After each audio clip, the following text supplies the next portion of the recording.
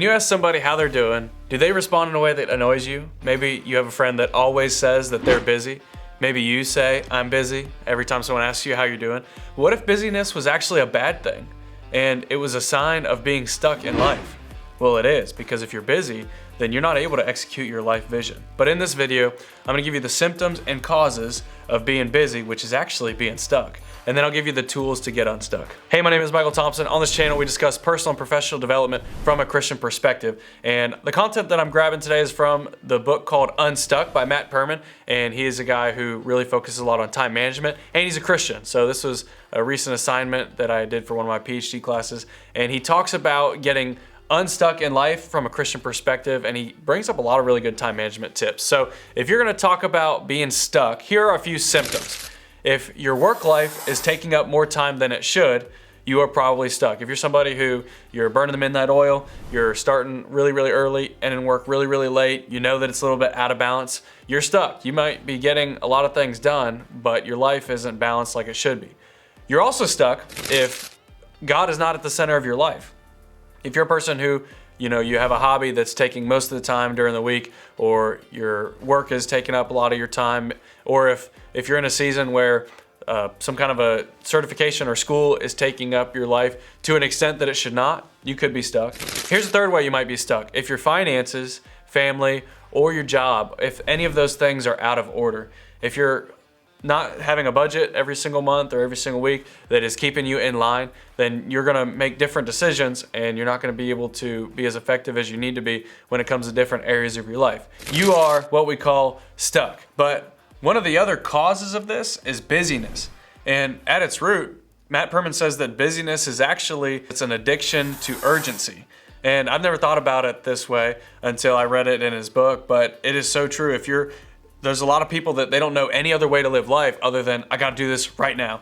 And when they get to the end of their workday, or they get to their weekend, they completely put everything that they're responsible for to the side. And then the first time they have to handle it, if you think the next week on Monday morning, the first time that they have to handle the planning of the next week, they put it off. So then they're constantly in the urgent all the time. And what's dangerous about being addicted to busyness or urgency is that you don't really have the opportunity to make the right kinds of decisions, because everything is squished into time. And if your decision should take you an hour to make, you're only spending 5 or 10 minutes making it. So you're not able to use the right kind of priorities or values in making that decision. And we all know people who are too busy. Most of the time, this is also self-imposed. Like if you know somebody who they get to the end of their week, and instead of planning the next week, they just say, all right, I'm done with work, they head straight home. When if you would have just spent 5 or 10 more minutes, you'd have been able to set yourself up for the next week, known what is on your calendar, and you would have had just some time to make a wise decision. But instead, you just said, okay, as soon as I'm able to be done with work, I'm done, and I'm not gonna plan next week. Well, that's a self-imposed symptom. Also, procrastination, when you put things off all the time, that is going to cause you to always be doing things at the last minute or in an urgent way. And this urgency, this addiction, it clouds your judgment, as I said, because you don't take the right amount of time that it takes to make a good decision. This busyness or urgency addiction can also be a result of the wrong priorities. I've heard guys try to hijack their priorities or try to set their priorities up in a right way. Spiritual leaders say that you should have Bible before breakfast, and then that's just a rule that they follow because they say, you know what, my spiritual food is more important than my physical food. Maybe that's something you need to do. You've been struggling with your devotions recently, and it's really a prioritization problem, so you just need to put one of those rules in your life. There's another rule, like planning your week ahead of time. I mentioned that a little bit earlier, but if you'll just take some time on Friday to maybe create a document, say I'm gonna talk about the things that I finished this week and plan out next week. If you'll just plan a week in advance what you're gonna be doing, that's gonna save you so much time.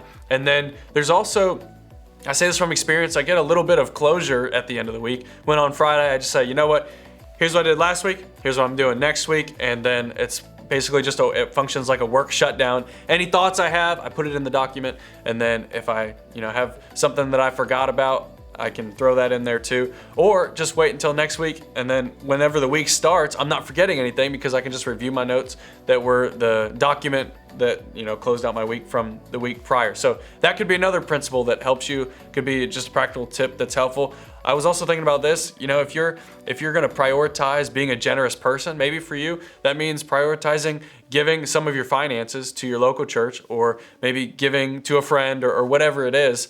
That takes prioritization, right? So if you're going to be somebody who's not busy and always focused on the urgent, then you have to make sure that you have the right priorities in your life. So how do you get unstuck? You say you're busy, you're constantly addicted to the urgent, and you want to fix it. Well, remember this: lack of vision and personal management, these also are huge factors that cause people to be stuck. So if you want to be unstuck, you have to get the vision and the personal management right in your life. What vision refers to is, where are you going? What is your next 4 or 5 years look like? What do you want to be doing in 10 years? Honestly, what do you want to be doing in 20 or 30 years? And when I say, what does your life look like? I'm assuming that you're putting God at the center, because that is the most important thing. But if I was to tell you that I was going to go to a store and I didn't have directions, I didn't have a GPS, and I was just going to try to find the store based on what somebody told me. Well, if I have no directions and I don't know where the store is, that's going to be frustrating. Well, a lot of times you might do the same thing if you never sit down and say, how do you want your life to look like? Where do you want to be in 5 years? Where do you want to be in 10 years? And it can be a little daunting to think about things ahead of time. And for me, it's a little intimidating at times to say, I want to do this in 10 years and write it down, because then I feel like if I don't achieve it, then I was a failure. But it takes those uncomfortable, you're taking a risk when you put something on paper. But the thing is, you're so much more likely to accomplish that goal once you do write it down on paper. So what does your life look like? What do you want in the next 10, 20 years? What do you want your family to look like? You have to have that vision. But it takes more than just the vision, because knowing what you want your life to look like, that's going to help you. It will help you work towards the right things, but then you also have to have the right kind of management so that you can get there. When I say management, what I'm talking about is the discipline of putting a plan together and carrying out that plan. So it's good to say, okay, in 10 years, here's the job that I want, but going a step further and saying, here's the education I'm going to get so that I can get there. Here's how I'm going to manage my finances so I can stay in that education. Here's what I'm going to do for my fitness so that I can be a healthy person while I'm doing that. All those things, it makes a huge difference. And also on the note of having vision, knowing where you want to go. If you don't take time and say, here's where I want to go, it's almost like if you've ever tried to build a table, or maybe you order something off Amazon. I've done this before. I ordered a table and then I didn't look at the instructions for how to actually build the table. So then I get, all the different pieces right, put the screws in and stuff, and then I get right to the end and I realize, I put the certain piece on backwards, and so I have to completely start over. Well, you do the same thing, and I do the same thing in my life when I don't sit down and say, here's my vision, here's where I want to go.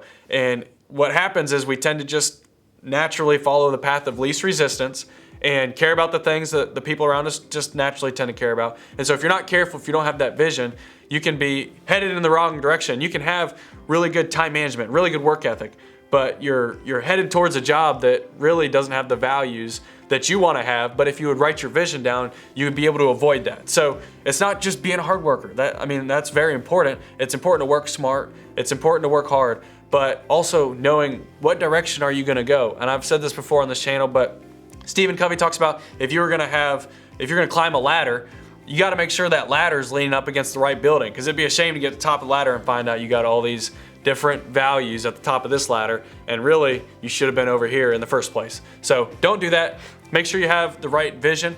Sit down and write down what you want to do with your life. Where do you want to be in 10 years? Where do you want to be in 5 years? And then take it a step further and say, here's how I'm going to actually get there, and write down and have the discipline to write down those practical, tangible, really road markers so that you can head in the right direction. So you're not like going somewhere when you don't have a map. So if you do all these things, then you're going to be unstuck. And the most effective people, here are a few symptoms. Here's what you have to look forward to if you can get that vision right and you can have the discipline to carry it out and have a plan that's written down. The most effective people, here's what they look like. The ones that aren't stuck, they do their preparation in advance of the need. If you're always waiting till the last minute, you'll never be as creative, you'll never be doing as thorough of a job as you want to be. You won't deliver as consistently on your word, because reality of life is that unanticipated circumstances happen.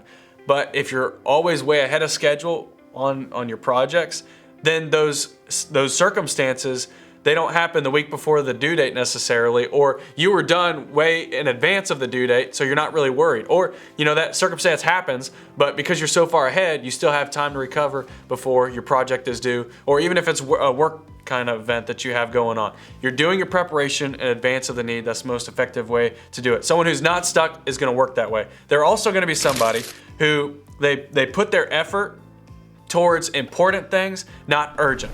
There's a phrase in there that says in Matt Perman's book that talks about how if you're always urgent, then you are not doing the most important things, because naturally you're not able to make the wisest decision. You're always constrained by your time. Here's another symptom of someone who's not stuck. They're consistently relied on by other people for excellent results. And as I said, life happens to everybody. Everyone has circumstances that are challenging, but when you're somebody who can do things in advance of the need, then you're gonna be so much more consistent, and people are gonna know that when you do a job, it's excellent, it's creative, and the kind of work that needs to be done goes into it, and you're gonna be trusted with more. And that's someone who's not stuck in their life.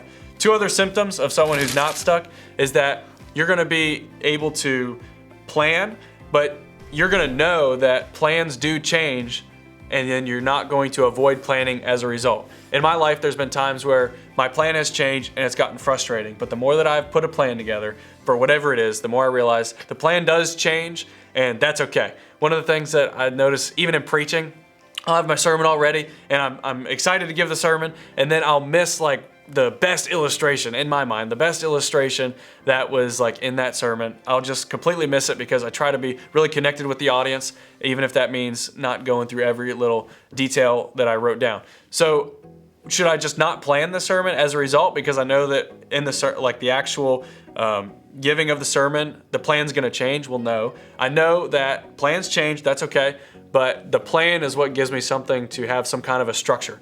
And that's a symptom of somebody who's not stuck. Here's the last one.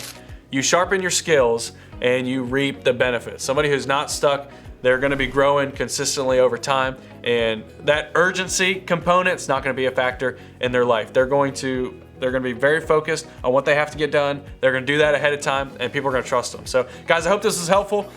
If you're somebody who's stuck, man, work on some of these key principles.